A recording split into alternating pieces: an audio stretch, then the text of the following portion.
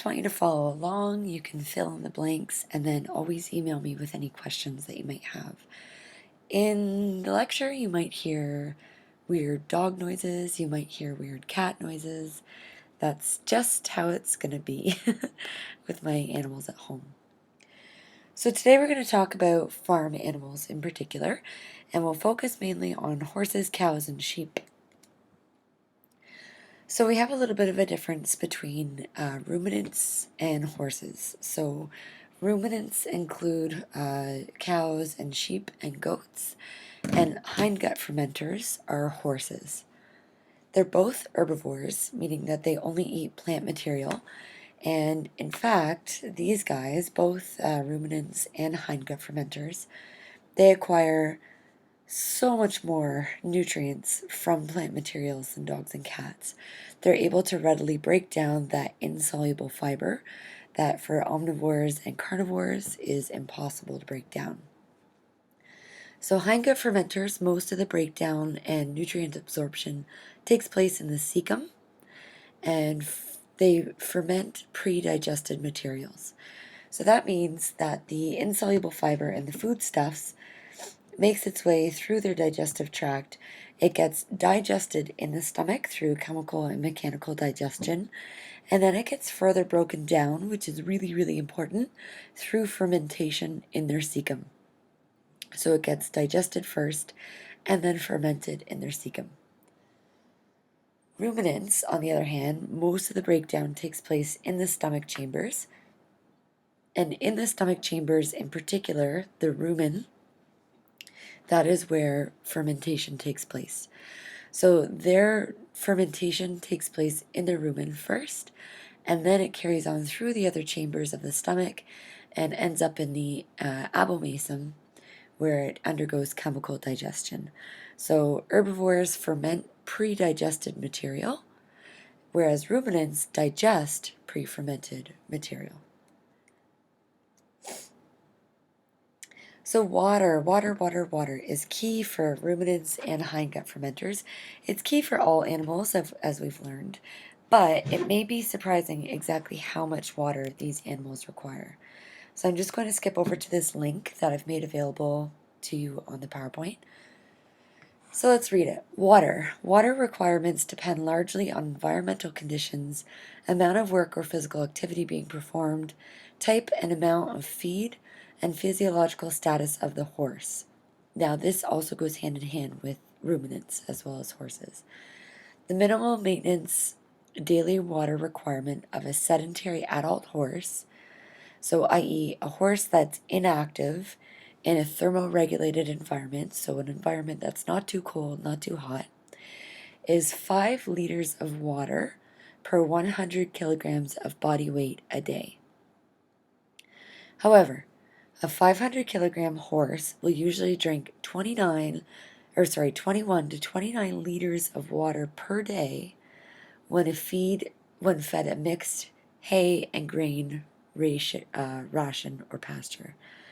If fed only dry hay, water intake will almost double. So for horses that are only getting dry hay, whether it's alfalfa hay, timothy hay, etc., they could have upwards of 60 liters of water per day that they need. Lactation, or sweat losses, also increase the body needs by 50 to 200% for water intake. So a 500 kilogram horse exercising for 1 hour in a hot environment will need to drink 72 to 92 liters of water to replace the sweat and evaporative losses. Lactating mares need 12 to 14 liters per 100 kilograms of body weight to sustain good health and milk production. That is a ton of water. So what that means is that when you are feeding horses and cows and ruminants in general, always ensure that they have access to clean, fresh, copious amounts of water. Oftentimes with horses and cows, we'll use automatic waterers. So in the wintertime, the goal of the waterer is to heat the water with a little heater coil underneath the bowl to prevent icing. and to continuously fill up that water bowl. So they continuously fill and they're heated to prevent icing. So it's your responsibility as a caretaker to go through and ensure that there's not hay, there's not dirt, there's not drool accumulating in the water bowls or in the water troughs, to ensure that they have fresh, drinkable water source. Super, super, super important. So feedstuffs, which is a weird word, but feedstuffs is a term that we give to all the different components of herbivore diets. So we have more than that, 5 essential groupings of feedstuffs. Forages, also called roughages, are the number one feedstuffs in an herbivore diet, and it's all or most of the plant. We have concentrates, byproducts, mineral and vitamin supplements, and then non-nutritional additives. It's important when we're looking at all these various components to note their potential for spoilage, and we'll talk about a couple different methods of storage that can result in higher levels of spoilage than others. And spoilage could mean mold, it could mean fungus, deterioration of the feedstuffs in general.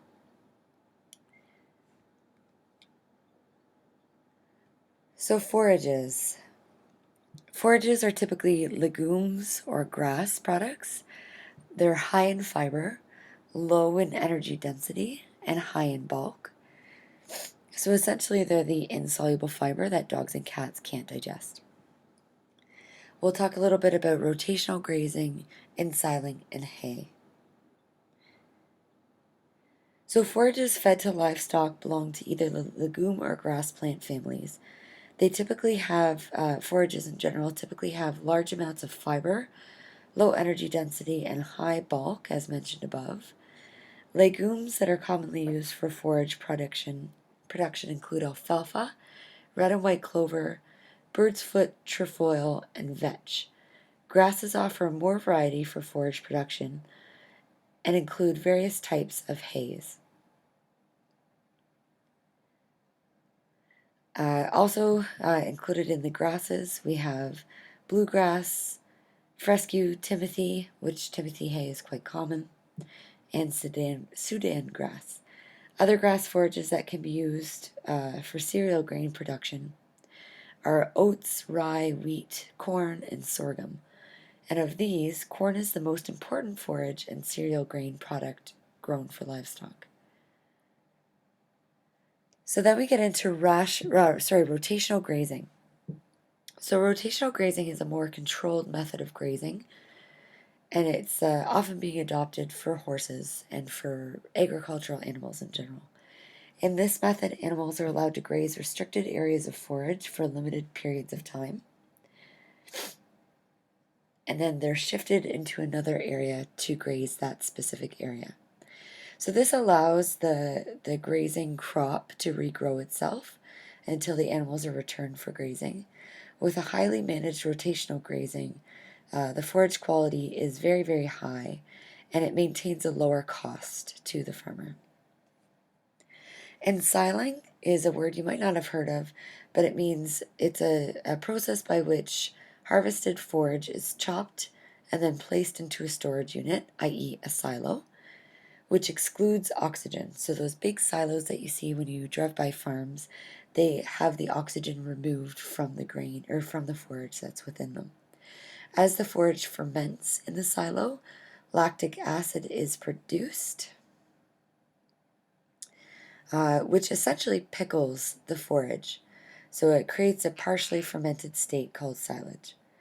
Good quality silage can be stored indefinitely in upright silos or plastic fermentation containers.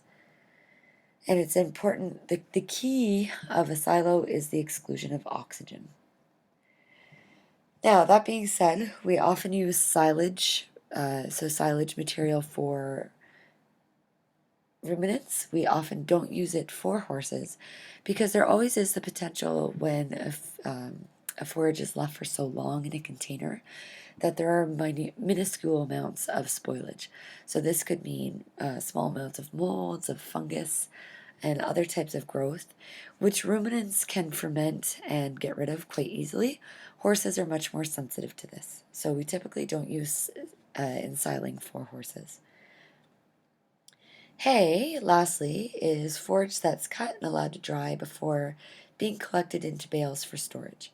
So essentially, unlike silo material, hay is allowed to dry and then it's stored.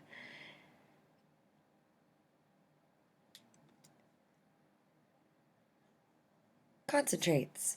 So concentrates are another foodstuffs additive, low fiber, high energy or protein. Common forms are cereal and fats. So I'm going to read you the wrong slide.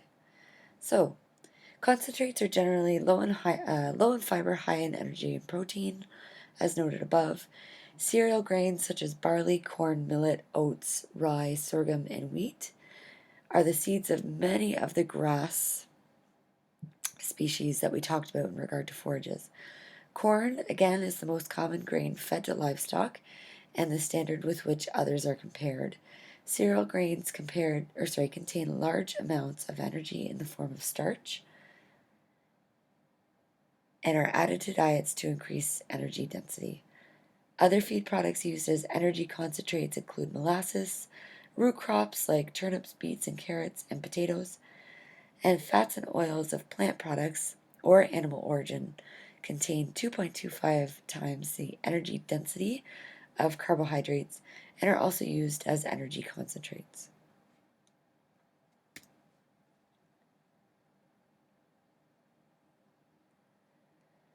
So byproducts, we talk about byproducts are in regard to residues.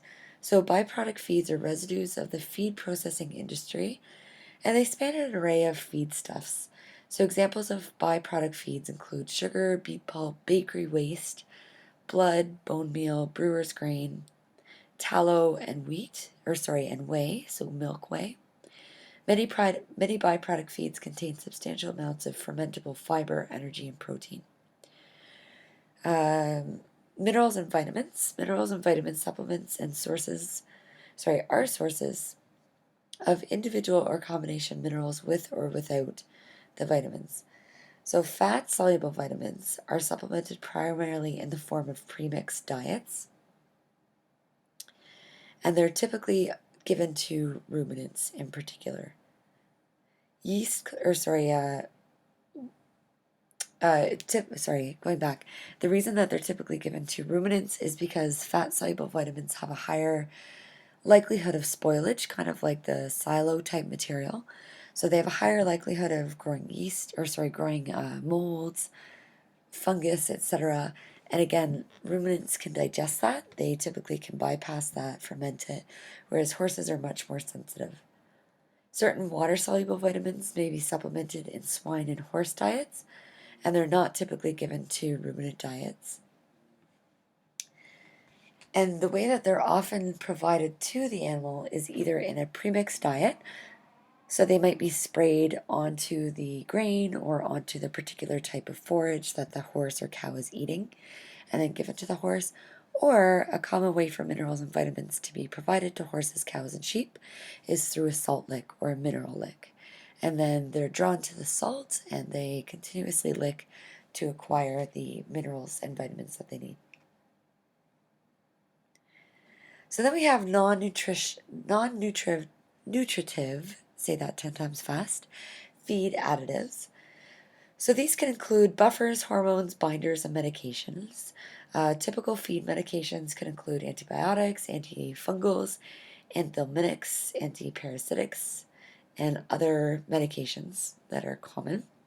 Their use is regulated by the Food and Drug Administration, so the FDA of Canada, and that's to ensure that the farmer is producing a high quality product.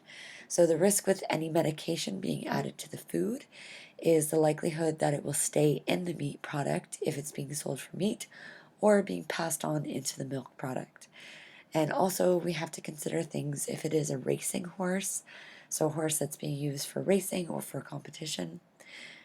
Caution is to just be careful with any type of medication that's used to ensure that it's not going to be considered a performance enhancing drug, because that could skew the results of a race. Okay, so moving on to specific requirements for dairy cattle.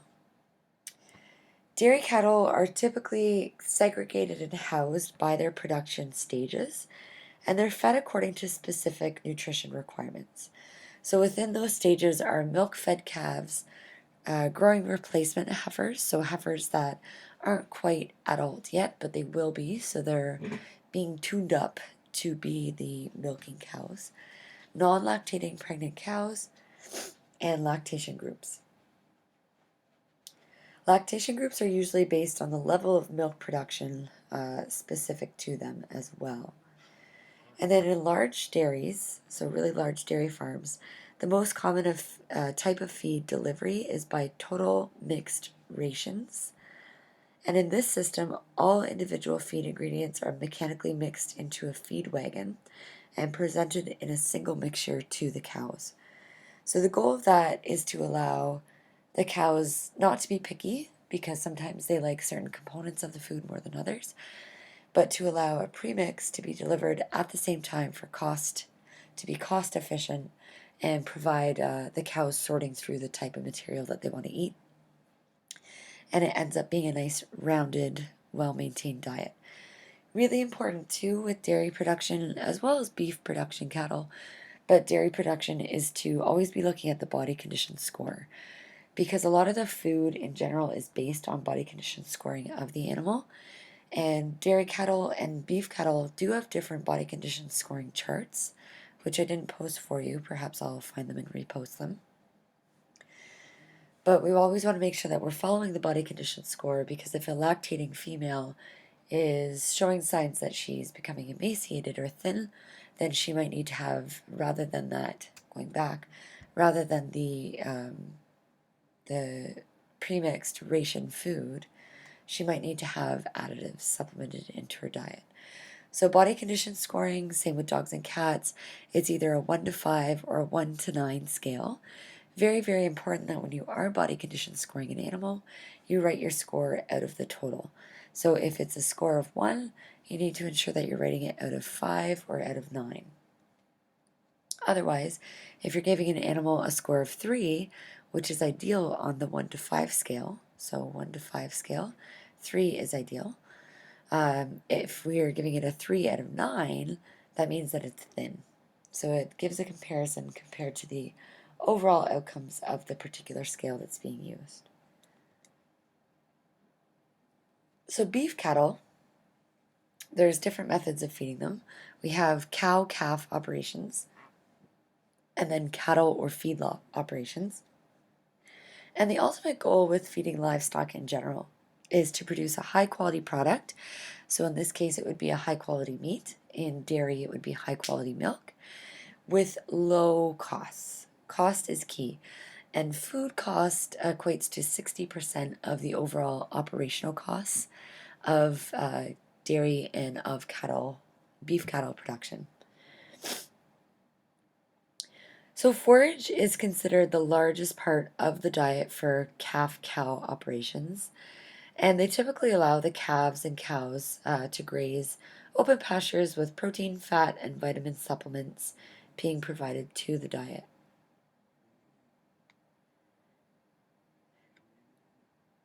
So the amount of which the other additives, so the fat, protein, minerals, vitamins, are added to the diet as supplementation will depend on the level of quality of the forage that they're acquiring on their own.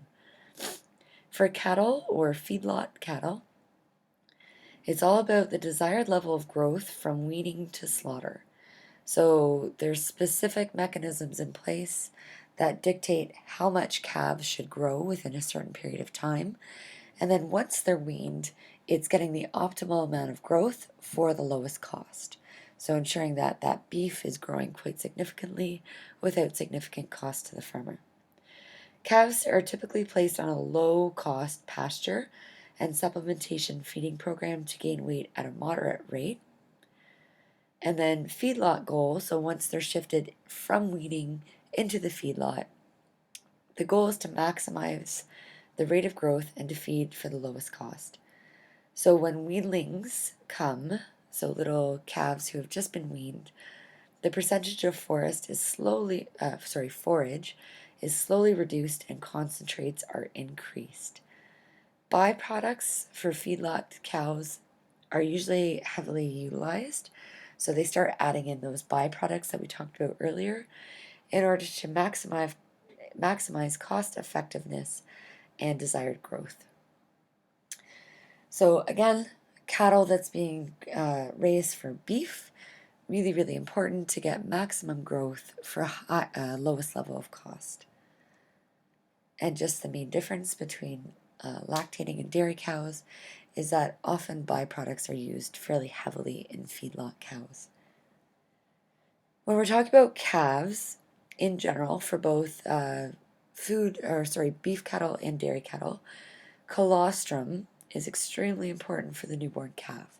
So colostrum is the product that comes through the nipple of the cow before the milk actually starts flowing. And colostrum includes a whole bunch of globulins and antibodies and all this sort of top quality requirements for the immune system of the calf to function at ideal quality.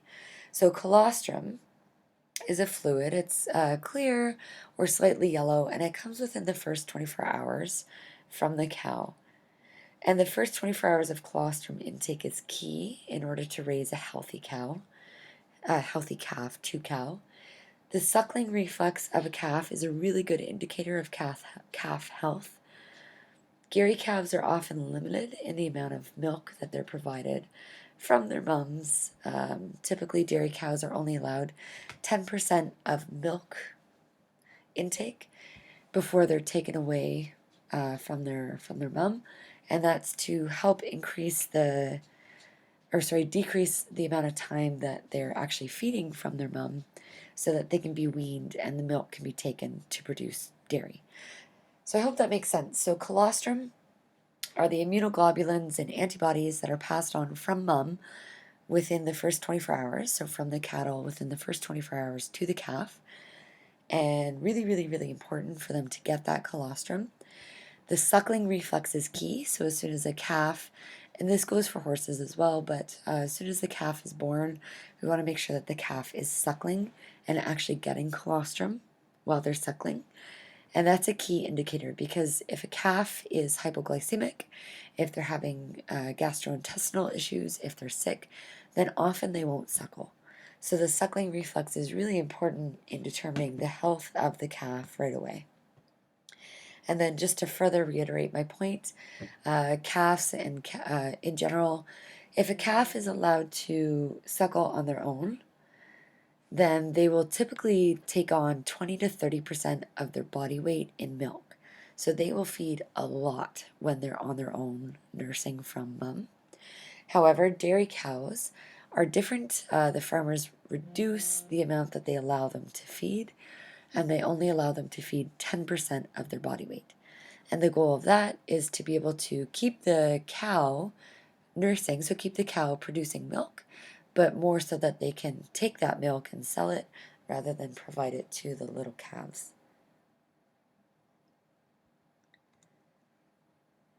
All right, so moving on to horses. So the need for energy, protein, and mineral vitamin supplementation is going to depend on the forage quality and nutrients requirements of that horse. Corn, barley, and oats are common grains to feed to horses for added energy. And recently, fat supplementation has been advocated to provide energy for growing, lactating, and working horses. So pasture and hay are the very most common methods for feeding horses, although we typically also give them preformed grain and pellet diets that have specific balances of protein, fat, and nutrients. Silage, again, is not recommended for horses because of their sensitivity to molds, to changes in fermentation, to bacteria, etc., that potentially could develop in silo type forage. But premix formulas for horses are really common. So at Seneca, if you're ever feeding the horses, we typically are giving them not only free range to forage outside, and we do rotate their pastures as well, but they also get the premix formulas of grain pellets and of different even types of hay pellets. With horses, it's really important to keep up on their parasite control as well, because parasites can really take away from their nutritional absorption. And also, horses have the propensity to have dental issues. So, horses often have to have their teeth floated.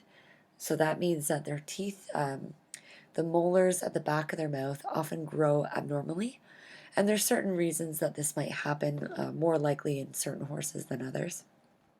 But if a horse is not eating, one of the first things that's checked is their back molars to see if there's any sharp areas or uneven areas that might need to be filed down by the vet. So dental care in horses is really, really important, and it's really important for the doctor to check that right away if the horse is not eating, because it's a common cause of inappetence. So sheep, we typically follow a regime common to that of beef cattle. And so again, sheep, it depends if they're being used for milk or for meat. Most often it is for meat here in Ontario. So they typically follow that whole weaning protocol where forage is reduced once they're weaned. Slowly forage is reduced and the byproducts are introduced and increased in order to create a larger sheep for meat. So increased growth with little cost to the farmer. Forage is still key in general to sheep diets. So you'll notice that all of the animals that we talked about, all the agricultural herbivores that we talked about, forage is number one. So we talked about the insoluble fibers as it relates to dogs and cats. And of course, we bulk up their diets with insoluble fibers. But herbivore agricultural animals rely on insoluble fibers as the key nutritional component to their diets. Sheep have a really great mechanism in their brains. They are selective grazers. So they do very well to keep costs down and quality up in regard to their forage, because when they're allowed to free roam and have pasture on their own, so go out to the fields and graze, they will actually choose the best nutritional quality grasses. So they will leave out the grasses that they know have little nutritional value, and they'll choose the ones that have the best levels of protein, fat, and nutrients in order to get the most for their bodies. Which is pretty amazing because horses and cows will non-selectively graze, and that is also why cows especially can get into trouble with randomly eating things like wire and metals in the field, and cause issues in their stomachs because cows will just eat. They don't think really about what they're eating. And then same with horses and cows, but very common with sheep, we often provide mineral and vitamin supplementation through the use of a salt lick. So they're drawn to lick the salt, and then we're actually giving them vitamins and minerals through the salt lick as well. So nutrition has a really important relation to overall body condition for agricultural herbivore animals. When we're performing a physical exam, it's important to assess hair coat, body condition scoring, hoof quality, hydration, manure quality. So is it typical cow patty? Is it typical fairly formed manure that's common for horses? Or is it diarrhea? As well as attitude. And it's really important to talk to those involved in the care of the animals and in the actual feeding of the animals. So changes, especially drastic and quick changes to the ratios of forage, byproducts, and other components of nutrients in an herbivore's diet, especially an agricultural herbivore, can lead to really major digestive issues such as bloat. It can lead to hoof changes in the horses called laminitis, and all sorts of medical conditions can creep up that are strictly related to diet and nutrition. So it's really important to have a good grasp on the nutritional requirements of herbivores and how horses differ from cows and from sheep, and always be aware of what your horse or cow is being fed and talk to those involved, because what we often find at Seneca is if an animal outside, one of the agricultural farm animals, is having an issue with their digestive tract, or if they're having lameness and it might be related to diet, sometimes we find that communication wasn't clear, and perhaps the horse was given the wrong food. A horse that has a very specific requirement may have been given the wrong food, and in a worst case, which has happened before, sometimes the horse has even been given sheep food, which can have really serious impact on their overall physical condition. So communication is really, really, really key with nutrition in general, but specifically with agricultural herbivores. And that is that.